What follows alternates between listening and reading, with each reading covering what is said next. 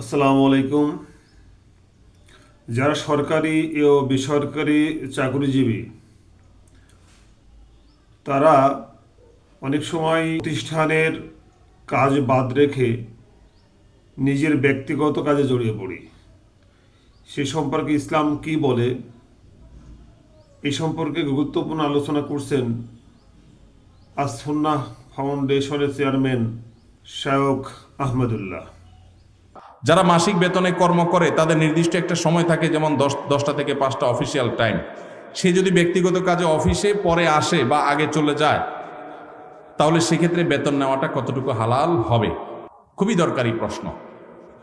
আমাদের অনেক ভাইরা আছেন, চাকরি করেন বিভিন্ন কোম্পানিতে, সরকারি বেসরকারি প্রতিষ্ঠানে। যেই কয় ঘন্টা ডিউটির জন্য আপনি চুক্তিবদ্ধ, ওই কয় ঘন্টা ডিউটি যদি আপনি ফাঁকি দেন, পরে আসেন, আগে চলে যান, আর কাজের ফাঁকে নিজের কাজ কাম করেন, মোবাইল টিপাটিপি করেন, ফাঁকি ঝুঁকি দেন, তাহলে তাদের ওই ফাঁকি ঝুঁকি দেওয়ার সময়টার যে ইনকামটা, ওটা হারাম হবে।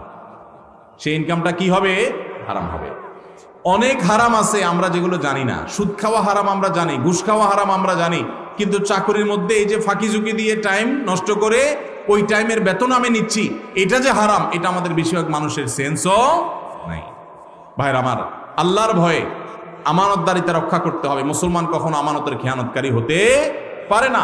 এমনকি আপনি অফিসে বা কোম্পানি, সরকারি বেসরকারি যেখানে কাজ করেন, ডিউটির সময় আপনি বসে বসে যদি ওয়াজ শুনেন ইউটিউবে কাজ বাদ দিয়া, সওয়াব হবে না গুনাহ হবে? কোরআন তেলাওয়াতও যদি শুনেন, সওয়াব হবে না গুনাহ হবে? ইমানদার কখনো সিসি ক্যামেরাকে ভয় পাবে না। ইমানদার ভয় পাবে কাকে? আল্লাহ রাব্বুল আলামিনকে।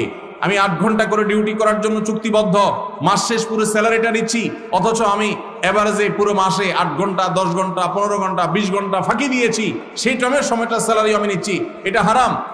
অনেক উলামা ইকরাম আছেন, আল্লাহ তাদের মধ্যে আল্লাহর ভয় এমনটা দিয়েছেন।